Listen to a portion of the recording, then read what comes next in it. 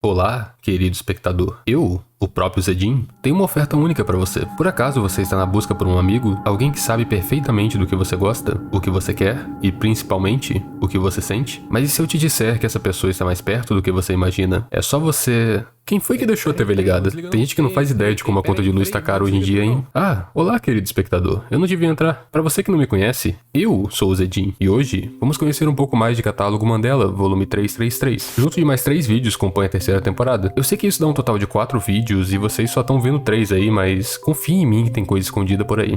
Vamos começar? O vídeo começa com um cenário que já vimos na temporada passada. Essa é a casa do vídeo alerta de intruso da primeira temporada de Catálogo Mandela. A mesma casa que aconteceu uma investigação após a mãe de uma criança tirar a própria vida depois de seu bebê desaparecer. Seguindo com o vídeo, nós escutamos a conversa entre um homem e uma mulher. Logo em seguida, esse papel aparece e nele temos uma informação bem útil. As duas pessoas falando de fundo são o casal divorciado Jude Murray e Lynn Murray, que são os pais de Adam Murray, que foi um dos protagonistas do volume 2. Por falar nele, nós passamos para a cena de alguém assistindo TV, muito provavelmente o próprio Adam, quando mais novo. Na conversa entre seus pais, Lynn falou que havia deixado a TV desconectada por semanas, mas aparentemente, enquanto ela não estava prestando atenção, Adam conseguiu ligar ela por conta própria, e assim começa o volume 333. Agora vamos seguir a história com outro ponto de vista. Nos é apresentado 2 personagens novos, o recém-promovido Tenente Thatcher Davis e Sargento Ruff Weaver. Os 2 recebem um pedido de um professor para investigar o aluno Mark Heathcliff, que não aparece na escola tem tempo. Pra quem não lembra, esse é o Mark do volume 1, que supostamente havia tirado sua própria vida por conta de um alternate. Pra ser sincero, eu ainda tinha dúvida se ele realmente havia morrido, mas logo em seguida, temos cenas da investigação da casa de Mark, e os policiais, além de encontrarem seu corpo, também encontram digitais tanto dele quanto de uma outra pessoa, que imaginam seu alternate responsável pela sua morte. Essa cena mostra mais uma vez o ponto de vista de Mark, enquanto somente vai cedendo ao alternate. Mas diferente da primeira temporada, pra mim, essa cena saiu muito mais forte e serviu muito melhor ao propósito de mostrar alguém lentamente ficando insano. Nós escutamos o som gravado do alternate na porta do lado de fora do quarto de Mark, enquanto lentamente atormentava ele. E fazendo uma recapitulação bem resumida, isso seria MAD, visto nos vídeos Metaphysical Awareness Disorder, que é um método usado pelos alternates para fazer alguém tirar sua própria vida, expondo a pessoa a informação verbal que ela não deseja. Também vimos nessa cena o caderno de Mark, que foi usado como se fosse um diário. Ele se mostra bastante religioso, pedindo ajuda múltiplas vezes ao Senhor, mas a esse ponto, acho que todos vocês sabem o fim de uma pessoa religiosa no mundo de Catálogo Mandela. Ah, e antes que eu esqueça, o César agora é reconhecido como um alternate. Mostrar isso aqui meio que do nada me parece uma forma do autor dizer que esse é o fim para os 2 protagonistas da primeira temporada. Meio que dá um fim na história deles, sabe? Em seguida aparece esse sujeito aí chamado David Lee, mas essa sessão aqui é apenas para indicar que as informações sobre Mark chegaram até Thatcher. Mais uma troca de cenas e voltamos para Adam, assistindo TV. Ele está assistindo um programa chamado O Poder do Subconsciente, e nesse programa nós conhecemos Stanley, esse rostinho que faz umas perguntas bem estranhas. Ele diz que tem o poder de criar amigos a partir do ar, e pede a Ada imaginar como esse amigo seria, pensar em como ele soa, qual é a cor dos seus olhos e tudo mais. Em um contexto normal, eu poderia até esticar um pouco e falar que isso era bonitinho, mas nós sabemos que ele está criando um alternate. E tudo consegue piorar com essa frase final bem assustadora. Can you keep an even bigger secret? I think it worked. Your new friend is somewhere in your house. Now it's up to you to go and find them. Isso foi bem bizarro, mas toda essa parada envolvendo criar um ser através da imaginação me lembra de Tupa, que em uma definição mais genérica é exatamente isso de criar algo ou um ser com a mente. Ainda por cima, se olharmos entre os tipos de alternate, existe o tipo 4, chamado de Tupa, que a princípio nós achávamos que esse tipo só aparecia em espelhos, mas também descobrimos em vídeos futuros que eles também aparecem em televisões, igualzinho ao Stanley. E antes que eu esqueça, saiba também que a ideia do Stanley não surgiu do nada. Ele é uma referência direta a Limbo, A Mente Organizada, um filme animado de Jim Henson. Então se você esbarrar nesse rosto pela internet, não precisa ter medo e nem se preocupar. Ele não vai fazer mal nenhum a você. Voltando com os policiais, temos uma chamada de emergência. Jude Murray, o pai de Adam, ligou para a emergência dizendo que alguém havia invadido sua casa. Mas quando Thatcher pergunta se o invasor parecia com alguém que ele conhecia, Jude responde que não. Isso deixou Thatcher bem incomodado, sem saber se realmente estava lidando com o alternate. Mas pela descrição de Jude, o invasor conseguiu entrar em sua casa mesmo tendo tudo trancado, e apenas ficou no canto, olhando para ele. Então dá pra supor que eles estão lidando com o alternate. Mas o que eles não sabem é que esse é o amigo imaginário de Adam criado por Stanley. Thatcher deixa a ligação com Jude em espera e atende Ruff Weaver. Ela aparentemente recebeu o chamado para o mesmo caso, mas diferente de Thatcher, ela já estava próxima do lugar com uma equipe. Ao voltar para a ligação de Jude, Thatcher para de receber respostas. E apesar de não ter nenhuma prova, até o momento, eu vou considerar que Jude foi morto pelo Alternate. Mas um tempo passa e Ruth pede apoio de Thatcher para a investigação. O oficial que já estava lá antes deles foi embora assustado depois de tirar uma foto. Esse, que é o mesmo oficial que em Alerta de Intruso sentiu uma sensação de pavor pesada vindo do local e foi embora. Agora juntos, Thatcher e Ruth posicionaram câmeras pela casa, mas infelizmente, elas não serviram de nada. Então foi necessário entrar e explorar por conta própria. Rapidamente eles se deparam com o corpo de Lynn, mais uma vez fazendo referência a Alerta de Intruso. Mas dessa vez, para aquela cena onde a mãe não encontra seu bebê, vê o rosto do homem na TV do quarto e acaba com sua própria vida. Pra falar a verdade, essa referência aparecendo aqui pode responder muita coisa. Para início de conversa, o caixão ali do lado pode ser um indicativo que Jude realmente morreu. Além disso, nós não temos sinal de Adam na cena de Thatcher entrando na casa, porque supostamente ele foi a criança que desapareceu. E por fim, nós temos a resposta a algo que surgiu no volume 2. Quando Adam se depara com um homem na TV, no porão da casa de César no final do vídeo, aparece na legenda a frase, "Você não lembra de mim?" Isso pode indicar que o homem na TV e o Stanley são o mesmo ser. Mas mesmo depois de tudo isso, não temos resposta se a mulher que aparece no final da cena do volume 2 é a mãe de Ada ou outra pessoa. Eu vou tocar nesse ponto daqui a pouco, mas vamos seguir com a investigação. De alguma forma, Thatcher e Ruth se separaram, e pelo ponto de vista de Thatcher, temos um encontro com esse amigo imaginário. A criatura começa a copiá-lo, não só o que ele diz, mas a sua voz também. A câmera filmando seu ponto de vista trava várias vezes, como sendo um indicativo de que aquela coisa está se aproximando. E então, ela surge. Hello? Identify yourself. Identify yourself. This is a police investigation. I need you to identify yourself. Police investigation. I need you to identify. Look. Look.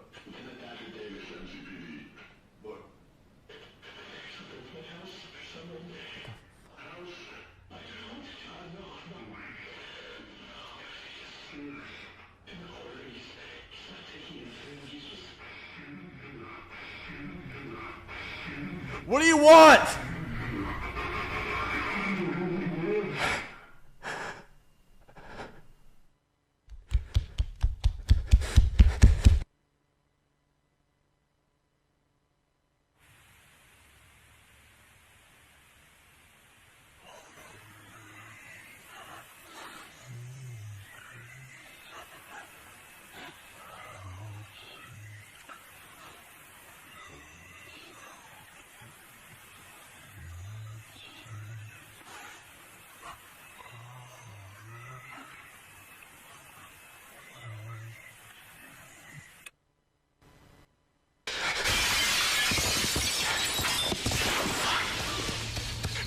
Still in there, I'm gonna find help, okay?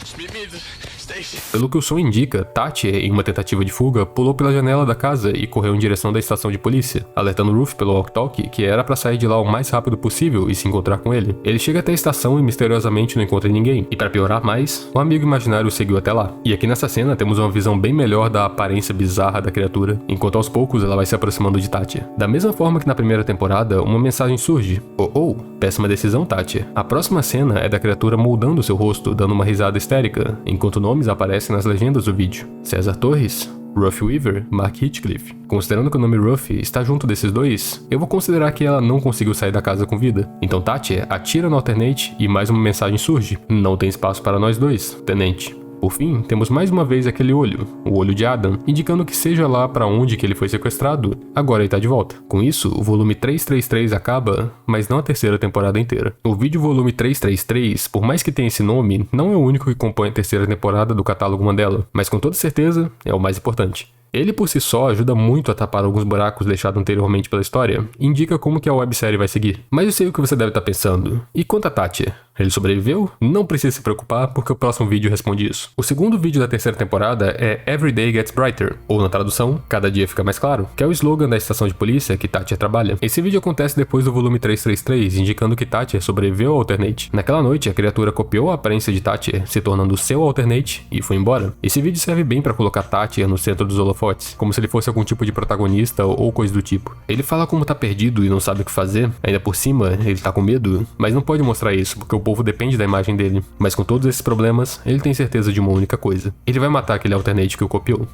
Pra ser sincero, não tem muita coisa pra tirar daqui e tudo foi bem direto, exceto por essa imagem do Alternate. Apesar da criatura parecer a mesma do último vídeo, agora ela tá com um casaco preto. Isso me lembra bastante aquele nosso amigo Intruder da primeira temporada. Talvez fosse uma boa hora pra você fazer teoria, hein? Como eu ia dizendo, apesar do bom argumento, isso veio meio que do nada e não dá pra tirar muita coisa em cima disso. Então vamos deixar isso de lado por enquanto e vamos seguir com o próximo vídeo. Como eu havia dito, existe um vídeo que foi postado no período entre Every Day Gets Brighter e Interlude, mas ele foi deletado depois de um tempo. O vídeo era Old Mandela Police Site Leak, ou na tradução, vazamento policial da antiga Mandela. Nele nós vemos uma pessoa navegando pelo site da polícia do condado, mas isso não é importante. E eu digo isso porque o site era real, e inclusive eu consegui entrar nele usando o Wayback Machine, então dá pra explorar por conta própria sem depender do vídeo. Mas o que realmente importa é essa cena aqui, um e-mail de Sarah Heathcliff para Thatcher Davis. Na tradução, a mensagem que Sarah manda pra ele sai algo na linha de: cada dia fica mais escuro. Eu sei que você está lendo isso. Responda: eu não vou parar. Cada dia fica mais claro a minha bunda. Essa mensagem bonita não tem muito contexto ainda, mas serve pra indicar que talvez essa personagem, que é a irmã mais nova de Mark, finalmente vai aparecer na história e que ela tem contato com Thatcher. Indo agora pro site, logo de cara, temos a palavra em lembrança,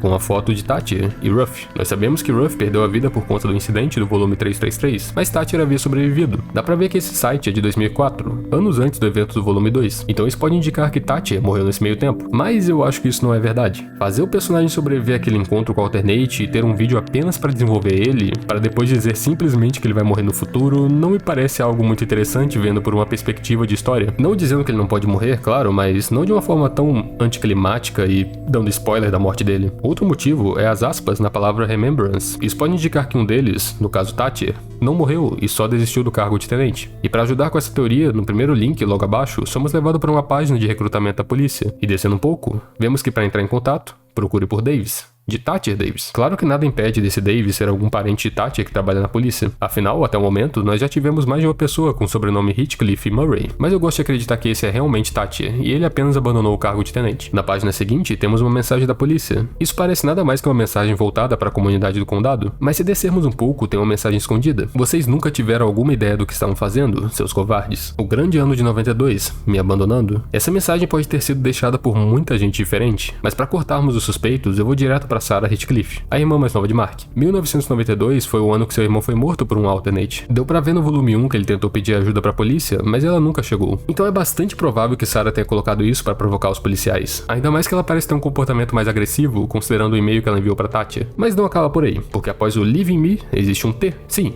um T. É literalmente um T. Que ao clicar, nos leva para essa imagem. Essa é a imagem dos 3 macacos sábios, que representam a regra de ouro, feita para trazer harmonia entre as pessoas. O significado deles é: não vejo mal, não ouço mal e não fale mal. Só que mesmo explicando tudo isso, eu não sei o motivo disso tá aí. Talvez Sarah tenha colocado a imagem junto do texto para mostrar que os policiais estão se fazendo de cegos em relação aos Alternates, ou talvez isso não seja trabalho de algum personagem, mas sim do próprio criador da série, colocando essa imagem para representar como deve se lidar com o Alternate. Mas sendo sincero, ela tá muito jogada à toa aí, e é difícil achar um significado, mas vai ver no futuro ela acaba aparecendo de novo, ou representando algo ainda maior. Aqui nós temos uma página de login, mas vamos deixar ela pro final porque tem algumas coisas bem interessantes escondidas nela. Então nesse caso, seguindo para o último link, temos algumas mensagens envolvendo os eventos locais de Mandela. No final da página temos uma mensagem dizendo que tem muitas pessoas indo embora. Algo me diz que elas não estão apenas saindo da cidade. Na verdade eu acho que tá todo mundo morrendo. Só que mesmo assim, a mensagem escrita é: eu posso te garantir que você está 100% seguro aqui. Não existe razão para correr. De quem você está correndo? Eu conheço uma provocação quando vejo uma. Ah, e só por curiosidade, já que o Mané aí não sabe, o nome Bridgeton Bunnies nesse cartaz do time de futebol no início da página é uma referência da Alton Files, por conta da hamburgueria Bons Burger, que é um local que existe nessa outra websérie, que é localizada na rua Bridgeton, e o mascote dessa hamburgueria é um coelho. Tá, talvez eu não sabia disso, mas eu nunca vi o Alton Files, então não posso confirmar nada. Agora só resta a página de login, que infelizmente não funciona no Wayback Machine, então eu tive que caçar em sites como Reddit por vídeos de pessoas acessando o site. Existem muitas contas que levam para partes diferentes do site, mas não tem muita coisa interessante nelas. Existem apenas 2 contas que eu achei interessante: John